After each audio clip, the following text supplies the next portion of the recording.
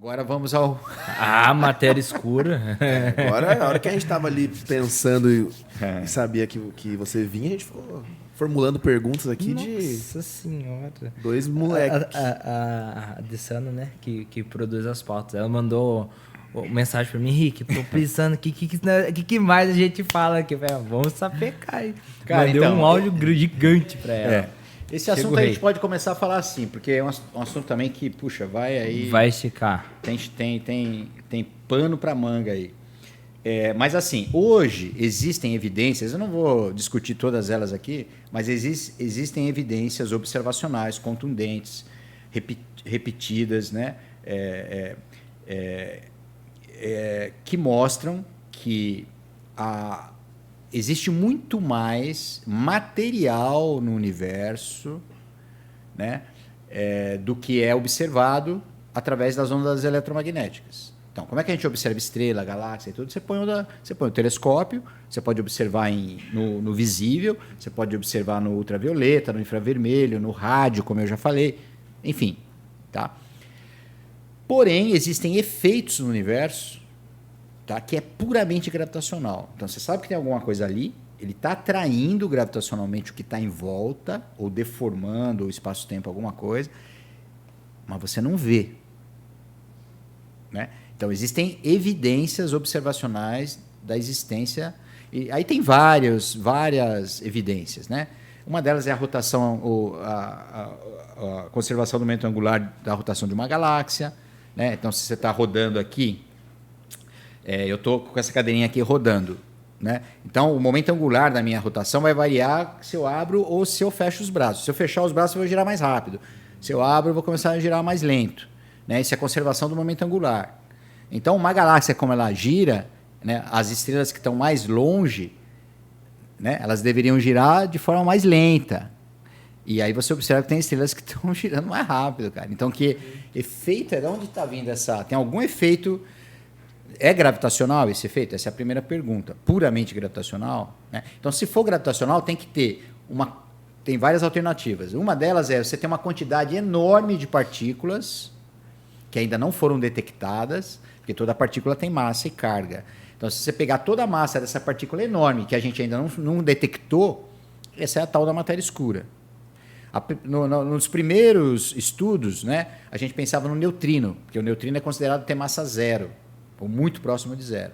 Então, essa teoria pode estar errada. Se o neutrino tiver uma massa um pouquinho mais, né, significativa e tiver uma quantidade muito maior, de repente o neutrino poderia explicar a matéria escura. Isso é uma explicação.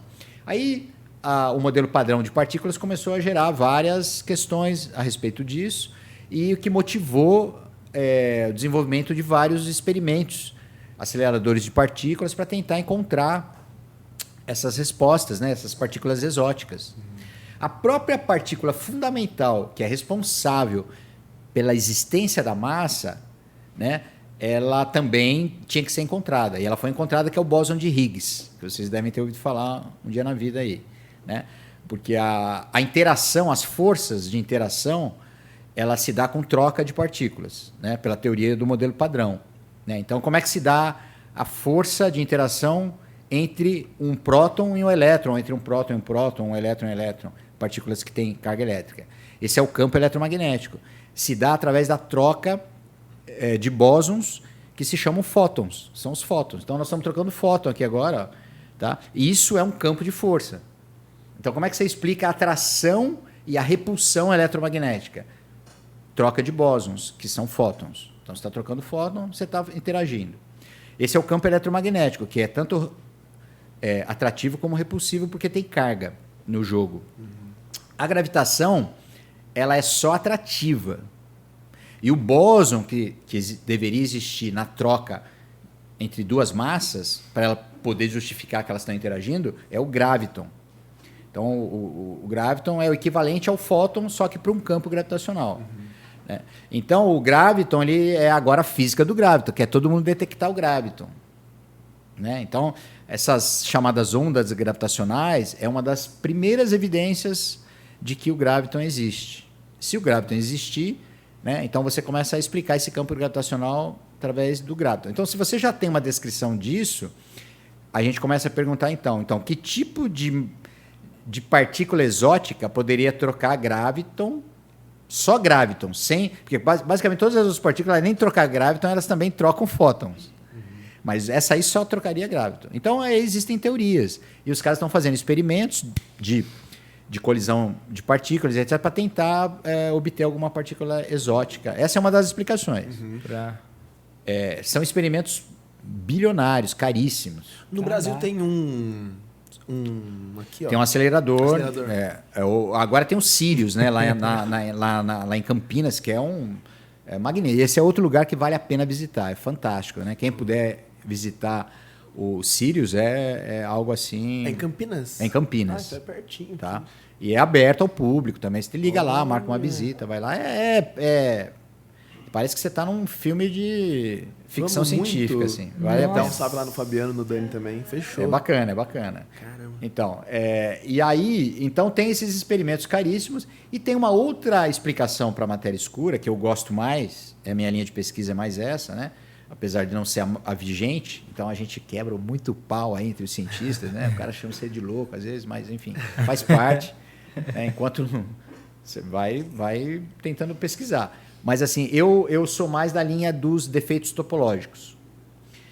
Porque a teoria da relatividade de Einstein, né, ela é a equação mestra da teoria, ela tem um lado que é geometria, responde pela geometria do espaço-tempo, e outro lado que responde pela energia, o tensor, momento e energia, pela massa e energia relacionada ao espaço-tempo. E tem aí uma equivalência entre as duas coisas. Então, quando tem uma massa muito grande no universo, uma estrela, por exemplo, ela deforma o espaço-tempo de tal maneira que ela vai criar um poço, um potencial, e o planeta vai então começar a cair bem devagar. Dá a impressão que está lá só transladando em volta, mas na verdade a Terra um dia vai chegar no Sol, né?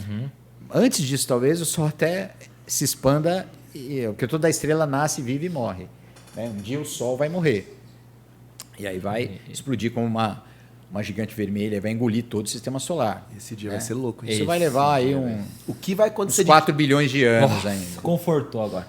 Agora ficou... Uma vez eu falei isso numa palestra e tinha um rapaz assim, né, mais afeminado e tal, que não tem, né, nenhum problema em relação a isso, muito pelo contrário, acho, principalmente atualmente, né?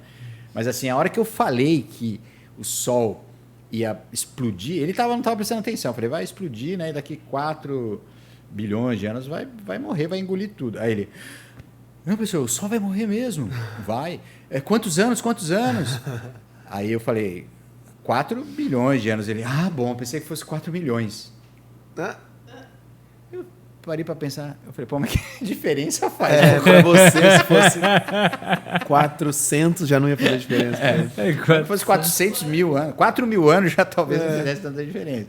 Mas, enfim, esses números também são loucos, né? A gente não tem capacidade de perceber o quão grandes são esses números, né? O parsec, o megaparsec, anos-luz, então é tudo muito fora da nossa percepção do dia a dia. Mas a explicação do defeito topológico é que o nosso universo pode estar vinculado a um outro universo que está, por exemplo, deformando o nosso espaço-tempo.